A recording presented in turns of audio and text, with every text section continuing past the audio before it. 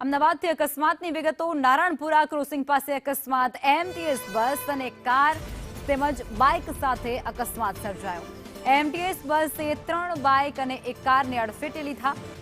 Car અથડાયા બાદ divider પર ચડી ગઈ હતી। મળતી વિગતો અનુસાર બ્રેક ફેલ થઈ જતી અને તેના સાથે આ અકસ્માત સર્જાયો છે। સદનસીબે આ અકસ્માતમાં કોઈ પણ પ્રકારે જાનહાનિ નથી પહોંચી, પરંતુ બાઇક અને કારને નુકસાન પહોંચ્યું છે।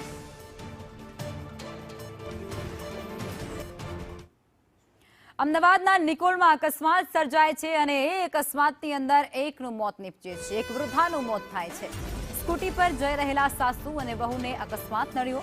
રોંગ સાઈડમાં આવી રહેલા બાઇક ચાલકે તેમને ટક્કર મારી। સાસુ અને વહુ બંને નીચે પટકાયા। કાર ચાલકે સાસુને કચડી નાખ્યા। સ્પીડમાં આવતી કારે ટક્કર મારતા સાસુનું મોત નીપજ્યું।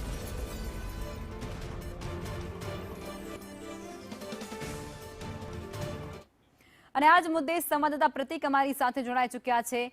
પ્રતિક, આ અકસ્માતને લઈને જે વિગતો સામે આવી રહી છે, સાસુ વહુને અકસ્માત નડ્યું અને સાસુનું મોત થયું છે, વિગતો શું છે?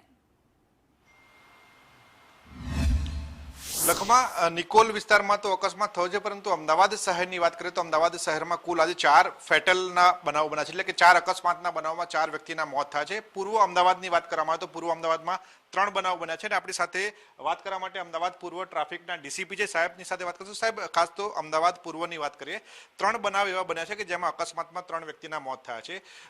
ખૂબ ગંભીર વાત છે, કયા પ્રકારની વિગત છે, શું અકસ્માતમાં થયું હતું?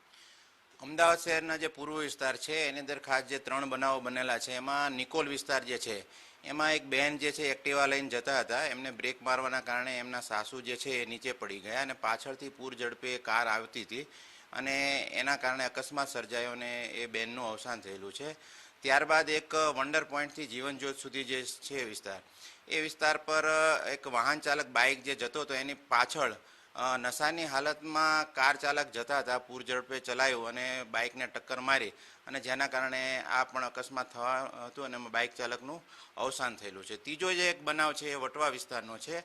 તેની અંદર ડમ્પર જે છે એ આગળ જઈ રહ્યું હતું, ત્યારે એક્ટિવા ચાલકે એના ડમ્પરના પાછળના ભાગમાં આવી જઈ અને ઈજા થઈ અને જેના કારણે એમનું પણ મૃત્યુ થયું છે। આવા પૂર્વ વિસ્તારના કુલ 3 બનાવો નોંધાયેલા છે। અચ્છા સર, જે રીતે ફેટલના બનાવો વધી રહ્યા છે, ખાસ તો શું કારણ પ્રાથમિક સામે આવતા હોય છે અકસ્માતમાં, અને આવા અકસ્માત નિવારવા માટે ટ્રાફિક પોલીસ તરફથી કયા પ્રકારની કામગીરી થઈ રહી છે?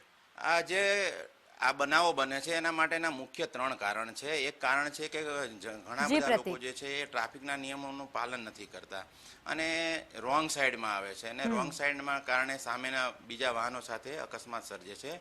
બીજો જે ખાસ બનાવ જે છે આ પ્રકારમાં, એમાં ખાસ કરીને જે સ્પીડમાં ઓવર સ્પીડમાં ગાડીઓ ચલાવે છે એના કારણે એના પર એમનું બેલેન્સ નથી રહેતું અને અકસ્માત સર્જે છે। અને ત્રીજું જે મુખ્ય કારણ જે છે એની અંદર કોઈ નશાની હાલતમાં હોય છે ત્યારે પણ એ પોતાના જે વાહન છે એના ઉપર કાબુ ગુમાવી દેશે અને અકસ્માત સર્જે છે। ધન્યવાદ। તો લખમાં આ 3 મુખ્ય કારણ છે જેના કારણે અકસ્માતની ઘટના બનતી હોય છે અને કોઈ પરિવાર તેમના મોભીને ગુમાવતા હોય છે। બિલકુલ, આભાર પ્રતિક, આપ જોડાયા તે બદલ।